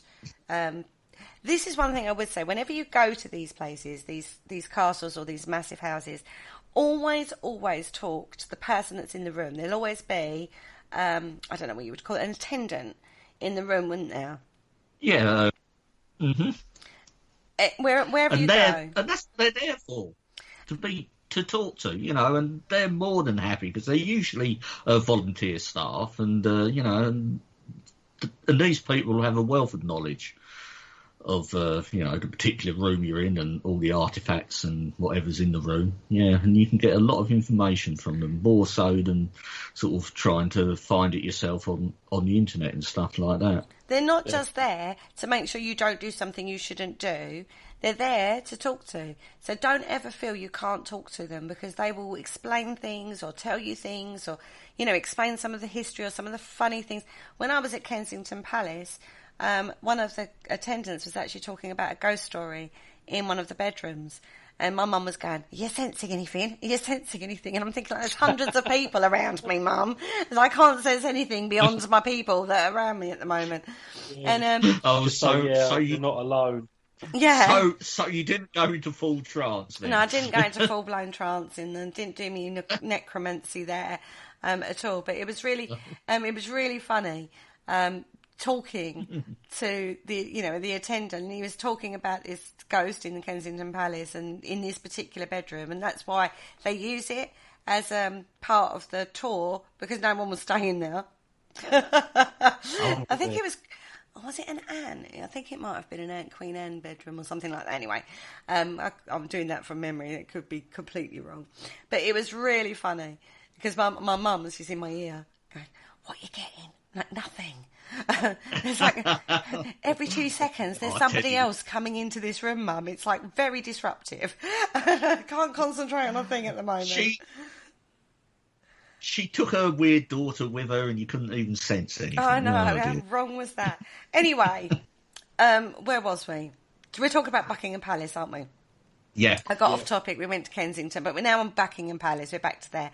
Now, before it was constructed as a palace, apparently there was a monastery on the site. Mm-hmm. Now, a monk was supposed to have died in his cell, and it is said that the enchained monk frequents the palace's rear terrace, cloaked in his brown cowl. Oh, yeah, and it says there's been multiple reports of chains rattling as well as moaning. Oh, dear. Oh. I wonder what he got up to on the terrace. Who knows? But, apparently there was a monastery and a monk died in his cell. But that's quite common. Didn't they used to wall themselves up in monasteries and stuff at one time? Well, back in, sort of really early times, yes, for penance and sort of thing. Yeah, they would literally, to get this sort of isolation they sought to sort of get closer to God, I think. Yeah, they would actually, it wasn't sort of people saying it was a punishment for an indiscretion. And a lot of time it wasn't, it was a monastic cell and they would be literally bricked up. And, there'd be a serving hatch where they'd push food through so they can sit in there and contemplate. I wonder how many died because people forgot. Yeah, probably quite a few. It's a bit stupid, isn't it? Anyway, during King Edward VII's reign, from 1901 to 1910, his private secretary, Major John Gwynne, was actually involved in the scandal. Now, if you're following The Crown, then you'll learn all about divorce and how it's not acceptable and blah, blah, blah, right? So he got divorced from his wife, but he wasn't able to deal with the pressure and rumours that followed his decision. And obviously, if you become divorced, you're now no longer allowed to be part of the royal family, royal household. Yeah. So he actually committed suicide in one of the first floor offices at the palace. So it's because it's not actually too popular with palace employees, is it? No, even today. No, they don't like it at all. Apparently, there's an uneasy aura in that room, and others have said that they've heard a single gunshot coming from that office. That'd be a bit freaky. Yeah, bang. You're just working away, and then all of a sudden you hear a gunshot. You'll be like, "Oh my God, what was that?" Oh, don't worry. That's just Major John Gwynn. Don't worry about it. He got divorced. Big scandal. Yeah. Didn't want to lose his position at court, so he decided to die. It's fine. And he's still in there. He's still there.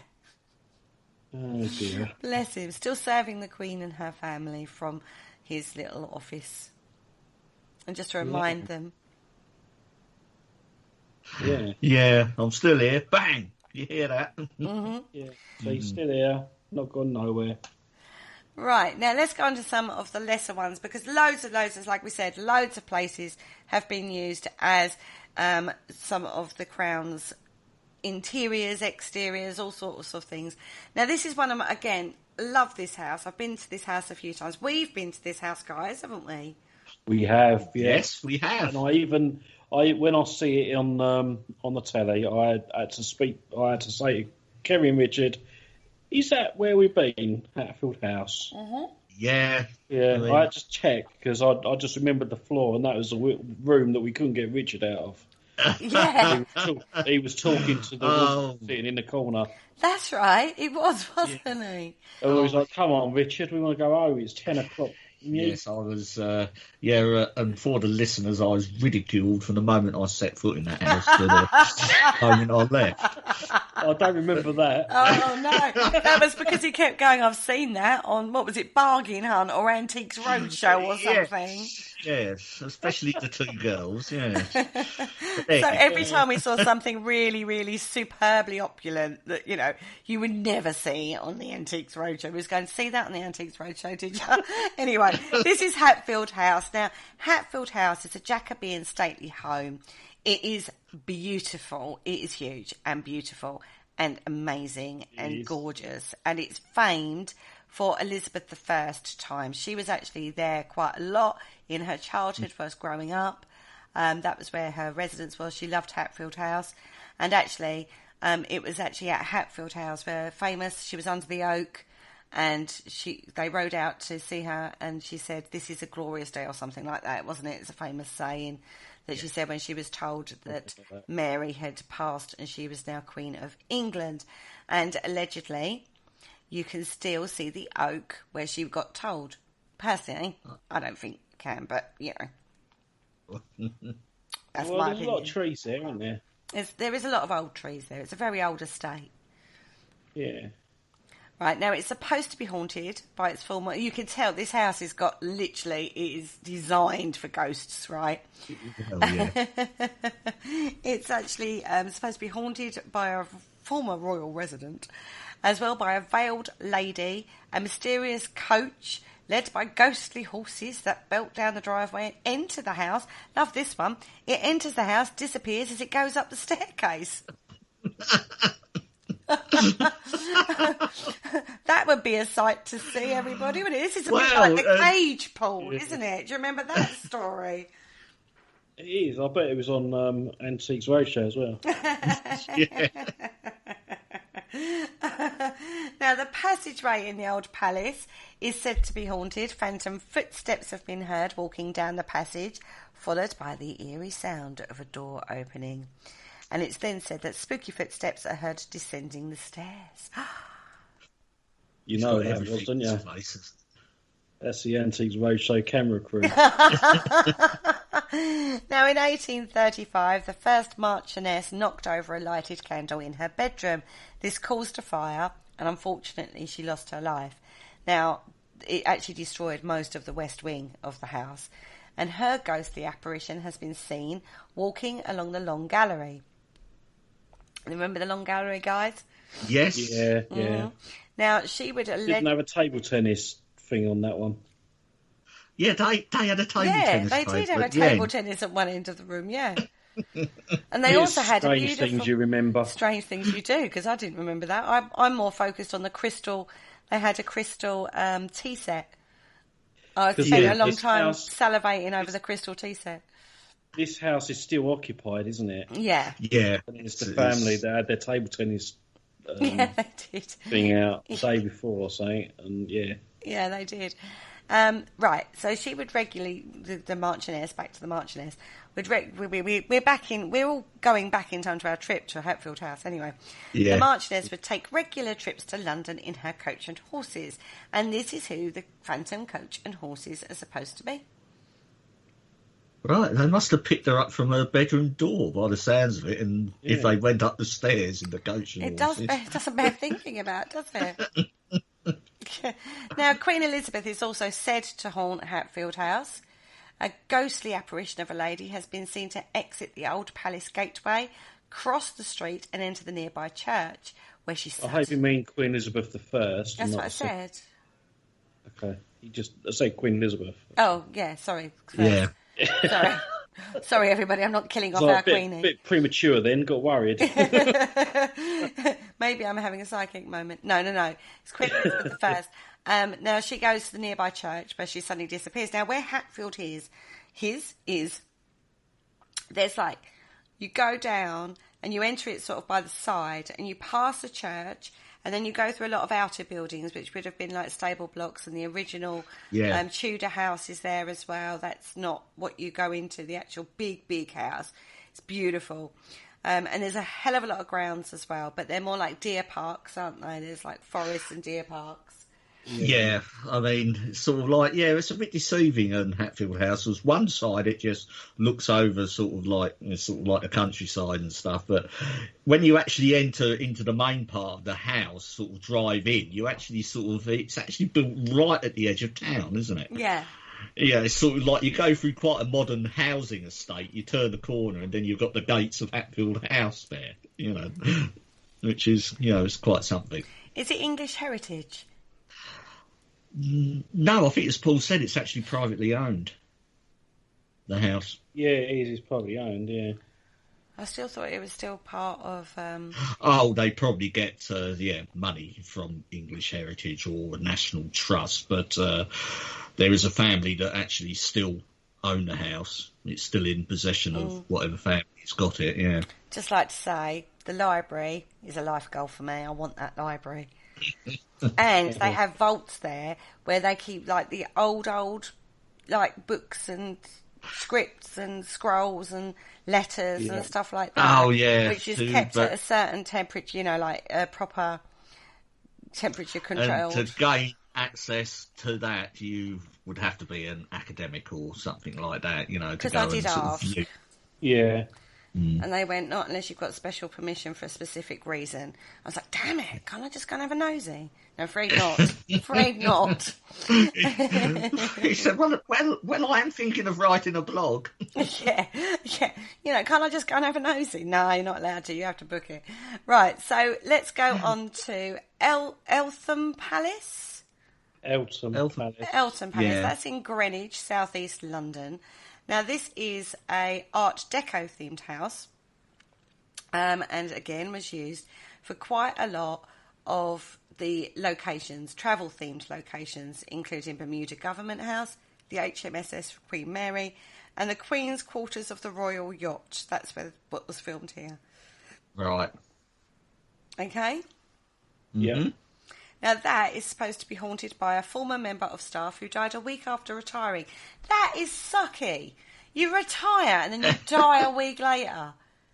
That's a bit like when you go on maternity leave and you have the baby 2 days after you've gone on maternity leave.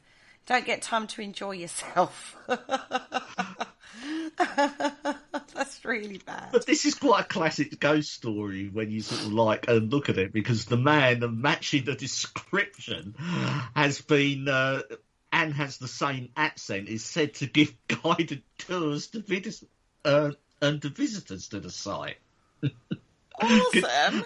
And how cool would that be? Yeah, that is brilliant. I got given a guided tour of Eltham Palace, or Eltham. By a ghost. Yeah, by a ghost. How cool is that? We all want to go now just to see if this happens. And this has happened not just once. Not just once, though. We'll have to sort that out as well, won't we? Yeah, my granddad lived round the corner, so I know exactly where it is. Right, well, it's not just happened once, guys. This has happened numerous times. Yeah. And I'll give him a ring and say, what days does a ghost do tours? I want to see what he can do. What knowledge he's But got. English Heritage do actually list the building as one of the most haunted places it actually owns. So... Well, the medieval house is all but gone, and the current building actually dates from the 1930s.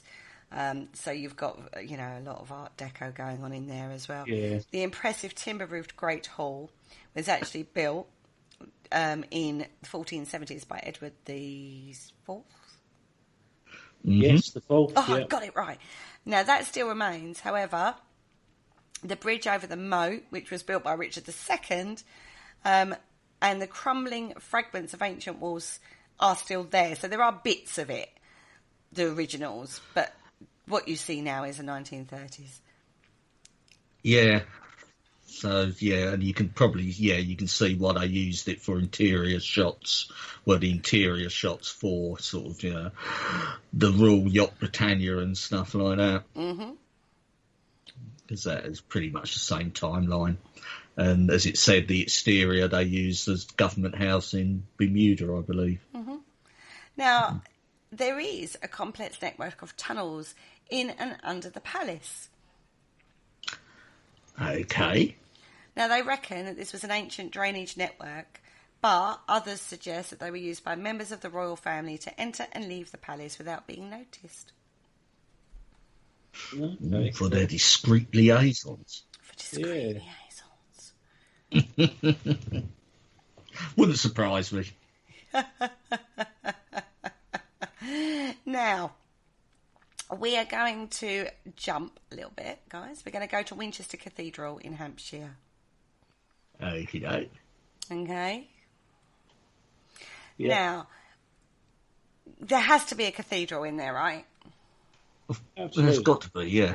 So at the funeral of Lord Mountbatten, this is where that was filmed, was at Winchester Cathedral. I mean, God, these cathedrals are amazing as well, guys. If you can't get to any of the palaces, then check out some of the cathedrals. And it's also supposed to... A lot easier to access. That's it. And St. Paul's as well is supposed to be filmed... Anything filmed... supposed to be at St. Paul's is supposed to be filmed at Winchester Cathedral as well. Mm-hmm. It's the largest cathedral in Europe. It is, oh my God, it's Gothic, basically, isn't it? Yeah, sure is. Yeah, it is. I've actually sort of been there. And, I always remember when I was walking through it, and they've got a little grave plaque to a man who died for the overconsumption of small ale, whatever that's supposed to mean. Small ale. I think he must have had a lot of the small ale. Yeah, he must have had a lot of small ale. Yes, I just remember seeing it, and I thought, what an odd sort of like inscription. But that's what he died of, apparently. Oh, fascinating. I love looking at old graves, though. I have to say, it's one of my favourite pastimes, looking at graves. When I was on the Isle of Wight, there was a gravestone with a skull and crossbones on it, and apparently anybody who was a pirate would have a gravestone with a skull and crossbones. And there's a whole history about that, which I won't go into now because we're on Winchester Cathedral. Anyway, right, this is dedicated to the Holy Trinity, St. Peter, St. Paul, and before the Reformation, St. Swithin. It's actually a Grade 1 listed building. Now, with all these cathedrals, they all have ghost stories. Oh, any good cathedral, yeah, and especially the monastic sort of connection seems to come up again here, doesn't it? Because this one has a limping monk. It's said to haunt the cathedral close, which would be the outside of the cathedral. Yes, they used to have markets in the outside areas quite a lot. Yeah, as well. Well, sort of, yeah. because we look at these buildings as sort of just churchy buildings, you just go there and worship, but they weren't always that, and they were the hub. That's where you would have had the markets, that's where you would have gone to meet people. So during the Middle Ages, they would have been sort of commercial areas as well. It kind of makes where Jesus goes into the well, yeah, and then throws them all out, going out, you're desecrating my temple. Kind of didn't change much over the years, is all I'm saying. No, it didn't change much. No. Now, this ghost is said to be dressed in a brown cloak, moving swiftly, but with a pronounced limp. Now, experts have looked at this. They can't agree the age of the spooky manifest. I love this. They can't agree the age of the spooky manifestation. Now, they think the monk might even predate the cathedral, because there was a much older church that once stood on the same spot, which again is a very common thing. We see a lot of churches and places were built on old places of worship, like pagan kind of places of worship that were taken over by the Christians and the Catholics to build their places of worship, and it basically helped to integrate the old into the new way of religion. Yeah. Now, what else have we got there? Monks and chanting have been experienced, especially under the cathedral library. Breezes are reported on the calmest of days, although I would say this, any cathedral I've been into have always been quite cold places. Yeah, they are they can be quite cold and breezy. I think you can make of that and what you will. I mean, but generally, I wouldn't put too much faith if you felt a cold breeze in a cathedral unless it was really pronounced. And a phantom monk, another monk, is also supposed to walk down the aisle of the cathedral and then up non-existent steps, which I would say this, right? Okay. If you're in a cathedral, a place of worship, you kind of expect to see a monk, right? Yeah. Yeah. So is that, again, you seeing what you expect to see? To a certain extent, yeah. I mean, cathedral monks, yeah. I mean, even though, which does point to the fact that it is probably built on an older sort of like a monastics and settlement. I mean, because usually churches were sort of for the lay people to go and actually worship. I mean, monks would be in like a monastery attached to a church. So, the fact that it is a monk would also point to that it's even pre a certain date, sort of pre Reformation as well, sort of pre Henry VIII. So, it certainly gives a bit of provenance there. So what you're actually seeing is quite old. Well, there's no denying that there's going to have been some form of worship on that site. So maybe there is monk ghosts there. Who knows? Now let's have a look at Ely. Ely Cathedral. Yes. Now, this took place for Westminster Abbey, where Prince Philip and the Queen got married. So Ely Cathedral, if you're looking on the crown, that's what you're actually seeing is Ely Cathedral, not Westminster Abbey, which is what it's supposed to be. Yeah. Okay. Now, this is a place I have been to a couple of times as well, and it's a very interesting place. I mean, Ely in Cambridgeshire is itself steeped in history. You go there, and Oliver Cromwell's house is actually there. It's the Tourist and Information Office now, and there's a lot of history based around that area, particularly the English Civil Wars as well. Ely's also well known for its eels as well, wasn't it? Well, it comes. Yeah, it's that part. I mean, because basically, the area around it's been drained now, but it was an island, literally an island in a very sort of swampy. Well, it is fenland, and it was where me and you went last summer, Paul, when we went up to see Vivian. And it's all reclaimed marshland, and Ely would have been sort of like an island in that, a bit not that dissimilar to Glastonbury. Yeah, isn't it suggested that Ely Cathedral was paid for by eels? Quite possibly, yes. It would possibly would have been the main source of income back in the Middle Ages. Yeah, sort of eel fishing and stuff like that. Well, it's infested, I say, with spiritual activity. Hundreds have been died and been buried in it. Hundreds. Hundreds have been died. Have been died, yeah. I'm going with been died now. I'm starting to fade. No, they have died and been buried in it. And lots of people died actually building it. Yeah, I mean, it's a big structure. I mean, again, it's another one of the classic sort of English and cathedrals. It's on par with places like York Minster and, sort of Winchester. It's definitely on par with them. Now, workers, as recently as the 1990s, have reported seeing monk-type figures walking around the grounds and up and down the staircases of the bell tower and steeple. They've had their tools vanish, only to reappear later. Cold spots, chills, in what is now the cathedral shop, because you've got to have a shop at a cathedral, right? Yes. Absolutely. York's got one, so why not?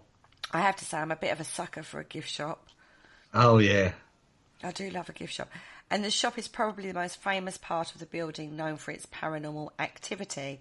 It actually sells the local ghost books. Love it. Yeah. I remember when I was in the shop there, and they do lovely little stained glass windows. Beautiful they are. Little ones you stand on your desk, and just one of the things I like. But if you do like a gift shop, whatever you do, don't go to Canterbury Cathedral gift shop. Right. That is to die for. Has it got a lot of lovely stuff in it? Oh yeah. Oh yeah. And it's actually a separate shop. It's not actually in the cathedral itself. I mean, it's that big. It's sort of outside. Well, all of the structures we've talked about in this show, they're phenomenal. Is all I can say. Is they're just beautiful. And if you get a chance to visit any of them, then snap it up. You won't be able to paranormal investigate them, unfortunately. No. That's out of the remit for the normal person. I know that Summer Leighton House was investigated by Most Haunted, but I don't think most normal teams could get in there. But it just goes to show you don't need to necessarily go paranormal investigating to have an experience, particularly when you're surrounded by the history that these places are. Thousands of years of history we've talked about tonight in regards to all of these locations that we've talked about, even though they've been stand-ins for the iconic places in the Crown, these places have history in their own right, and you don't need to paranormal investigate to have a personal experience in regards to the paranormal. I think we've demonstrated tonight that ghost stories inhabit a hell of a lot of our historic buildings that surround the UK. And next week, we're going to delve a little bit more into some of the locations that were used for the Crown, because it's just, you get a chance to see it. Yeah. Well, to me, I think the locations are the real stars of the show, aren't they? Yeah. It's a phenomenal series, one way or another. So when you're watching it, don't forget to take in the settings that it's being filmed in, as much as the drama that's unfolding before your eyes. And if you get a chance, any of these places that we've talked about have websites. You can go and have a look at pictures on the internet. It's well documented, these places that we've talked about tonight. So do a little digging. Go and have a look at these locations for yourself, because they are absolutely phenomenal. Now, next week, we're going to continue our journey into the Crown's locations and give you a whistle-stop tour, maybe not the depth that maybe our lovely Penny goes into on the Haunted History Show, but we're giving you a whistle-stop tour of them all, aren't we, lads? Yeah. So, on that note, we're actually coming to the end of the show. Have we got any news to report? No, not that I can think of it. No. When's my blog going up, Paul? When I put it up. There you go. That out Friday. No, we want it earlier than that. We haven't had one out for a few weeks. Really? No, we have. We've had one out. I can't remember which one. It was the Ghosts of the White House. That was ages ago. That was only a couple of days ago, weeks ago, months ago. I don't know. On that note, join us next Tuesday for another instalment of the Paranormal Concept Show. Say good night, guys. Good night, guys. Good night, guys.